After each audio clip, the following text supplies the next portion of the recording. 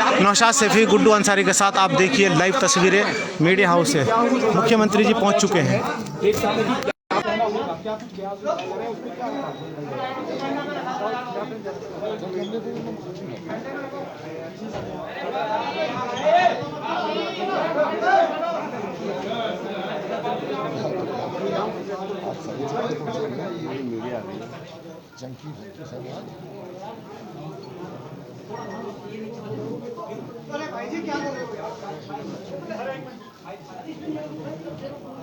करें शुरू? जी। हाँ माइक आवाज आ रही है, वैसे बहुत तेज आवाज आ रही है आपकी। बिना माइक के अच्छी आवाज आवाज आ रही है, आवाज आ रही है। आ रही है। चलिए, सभी पत्रकार मित्रों का धन्यवाद। दो एक विषय में आपके सामने रखने वाला हूँ। एक तो अभी जो हम लोग कोविड महामारी कोरोना से और अब तो काफ़ी निजात पाए हैं, राहत पाए हैं, लेकिन साथ ही जो हमारे ट्रांसपोर्ट थे, टूरिज्म विभाग था, वैसे उनको काफ़ी कठिनाइयाँ, आर्थिक दृष्टि से दिक्कतें आई हैं। ऐसे लोगों के लिए बिजली, पानी वो भी एक समस्या रही है। तो उसको लेकर के हमने उनको कुछ सुविधाएं जो माफ़ की जा सकती थी वो किया है। संपूर्ण विश्व की अर्थव्यवस्था पर गंभीर प्रतिकूल प्रभाव पड़ा है, ऐसा जो मैंने बताया। और इसको लेकर सरकार ने वर्ष 2021 में लोगों को स्वरोजगार व्यवसाय पर कोविड-19 के प्रतिकूल प्रभाव से राहत सहायता देने हेतु विभिन्न कदम उठाए हैं, जिसके द्वारा लोगों को डीबीटी के माध्यम से कैश अनुदान, ग्रांट, राहत सहायता, सब्सिडी, रियायत, ऐसे माफी छूट, सहयोग राशि, आदान वस्तु सामग्री, स्थापना सुविधाओं का विकास इत्यादि के रूप में विभिन्न प्रकार की राहत सुविधाएं प्रदान की गई, जिस पर वर्ष 2020-21 में सरकार द्वारा 1298 2021-002 21-22 ऐसा जो मैं इतने करोड़ की धनराशि वितरित हमने की है, जो तय किया अभी मानक है, वो मैं आप सबके सामने रख रहा हूँ। और जिसमें लगभग 2000 करोड़ राहत सहायता प्रदान ऐसे हम लोग करने जा रहे हैं। तो इसमें जैसे मैंने बताया कि सभी बिंदुओं को छुआ हमने। स्वास्थ्य एवं परिवार कल्याण तथा चिकित्सा शिक्षा, अपना विद्यालय शिक्षा, आयुर्वेद, होम्योपैथिक, वित्त, पर्यटन, ऐसे ऊर्जा, परिवहन, खाद्य एवं आपूर्ति, महिला सशक्तिकरण एवं बाल विकास, समाज कल्याण, ग्राम विकास, युवा कल्याण, ऐसे इन विभागों में कृषि, शहरी विकास, पंचायती राज, पेयजल, ऐसे किराया पुलिस, संस्कृति, सूचना एवं लोक संपर्क, वन, सिंचाई, ऐसे 2000 करोड़ के लगभग सहायता हमने दी है। और इसमें अलग अलग मद दिए गए हैं, वो मैं आपको ये बंटवा देंगे।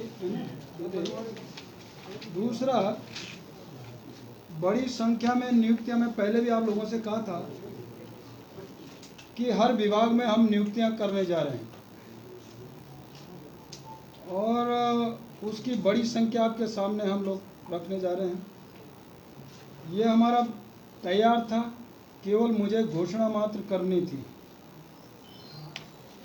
इस को मैं आपके सामने रखता हूँ। विगत एक वर्ष से कोरोना महामारी कारण विश्व के अर्थव्यवस्था पर प्रतिकूल प्रभाव पड़ा है। उत्तराखंड राज्य की अर्थव्यवस्था भी अछूती नहीं रही है तथा रोजगार पर प्रतिकूल प्रभाव पड़ा है। हमारी सरकार द्वारा युवाओं को रोजगार प्रदान करने के उद्देश्य से राजकीय विभागों में सीधी भर्ती रिक्त पदों को भरने की प्रक्रिया को आगामी 6 माह में पूर्ण कर बेरोजगार युवाओं को 20,000 नियुक्तियां प्रदान करने का प्रयास किया है। इसमें विद्यालय शिक्षा 5,499 पद, चिकित्सा एवं स्वास्थ्य 2,918 पद, वन 2,560 पद, ऊर्जा 2,021 पद, चिकित्सा शिक्षा 1,968 पद, पुलिस 1,530 पद, राजस्व 789, शहरी विकास 872, उच्च शिक्षा 698, सिंचाई में 786 पद, पशुपालन में 300 पद, कृषि में 470 पद, ग्रामीण विकास में 474 पद, लोक निर्माण विभाग में 312 पद, पंचायती राज में 353 पद, उद्यान में 314 पद, खाद्य सुरक्षा एवं दवा नियंत्रण 46 पद, पेयजल 100 पद, समाज कल्याण 103 पद, जनजाति कल्याण 158 पद 55 पद, खाद्य एवं नागरिक आपूर्ति 82 पद, ऐसे 22,340 ऐसी ये संख्या हमारी बनती है। और साथ ही कक्षा 11 व 12 के विद्यार्थियों के लिए अपना लैपटॉप, टैबलेट ये हमने किया है। तो मैं सोचता हूँ इतनी बड़ी संख्या में हमने नियुक्तियां देने जा रहे हैं और साथ ही कोविड महामारी से जिस तरह प्रभाव पड़ा, मैंने कहा कि पर्यटन, ट्रांसपोर्ट, ऊर्जा, पानी, ऐसे उन लोगों को हमने राहत दी है, छूट दी है, टैक्स माफ़ किया है। उनके कर्मचारियों, वर्करों के होटल्स के जो रजिस्टर्ड हैं उनको हमने एक मानदेय के रूप में भी भारतों से ऐसा देने का काम किया है। यह हमने किया और साथ ही कक्षा 12 तक के विद्यार्थियों को निःशुल्क पाठ्य पुस्तिकाएं ये भी हमने किया। इसके लिए तो माननीय मंत्री जी भी हमने पिछले दिन ही एक जियो जारी कर दिया था और इन सब का जियो जारी हो चुका है। ये मैंने कहा कि मेरा यहाँ पर 2-3 दिन बाहर रहने के कारण ये मैं कर नहीं पाई, घोषणा पहले करनी थी मुझे और वो आज मैंने आपके सामने रखा है, किया है। बाकी प्रतियाँ आपको सबको मिल गई होंगी, ये सारा जो है। तो आप सबका धन्यवाद। नमस्कार। परिवर्तन को लेकर सीएम साहब इस्तीफा दे रही है सीएम साहब इस्तीफा दे रही है। ये क्या बात हुई? आपने देखा है कि अभी सीएम साहब बिना कुछ बताए और टिप्पणी करे बगैर चले गए हैं, जबकि वो सवाल अधूरा का अधूरा रह गया है कि उन्होंने इस्तीफा दिया है या देंगे। वो बातें अभी कंफ्यूजन में रह गई हैं और वो अधूरी बातें अधूरी में रह गई है। ये भी बहुत बड़ा सवाल है अपने आप में कि सीएम साहब ने अपना कोई भी जवाब नहीं दिया और बिना कुछ बताए सीधे जहाँ से आपने जाते हुए देखा कि सीधी उन्होंने जो ना अपनी कुछ बातें कही हैं, घोषणा की है और उसमें जो बातें थी, जो लोगों की एक तैयारी थी कि भाई उसमें एक नया रूप निकल के आ रहा है, इस्तीफे की बातें हो रही थी।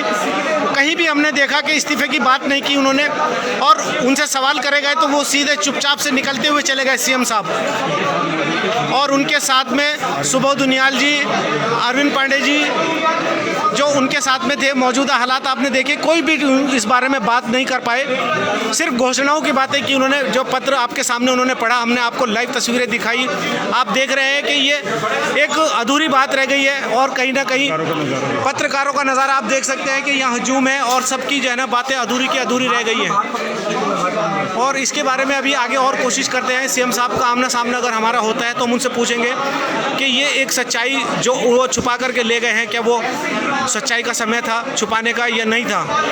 बड़ा दुख के साथ में कहना पड़ रहा है कि सीएम साहब अधूरे निकल गए, चले गए, और पत्रकारों की जो बात थी वो अधूरी रह गई है।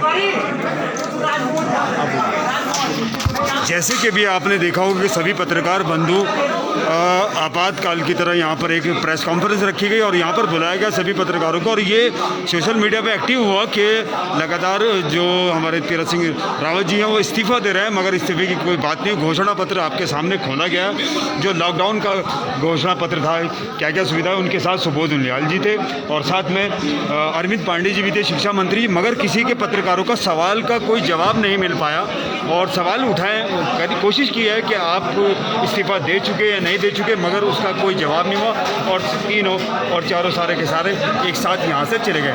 आप भी लगातार देखते रहिए। आप अभी सुन रहे थे नौशाद सैफी को, जो आपको लाइव तस्वीरें दिखा रहे थे। और हमेशा की तरह आप देखते रहिए समाचार इंडिया। गुड्डू अंसारी नौशाद सैफी के साथ, खबर से लेकर असर तक।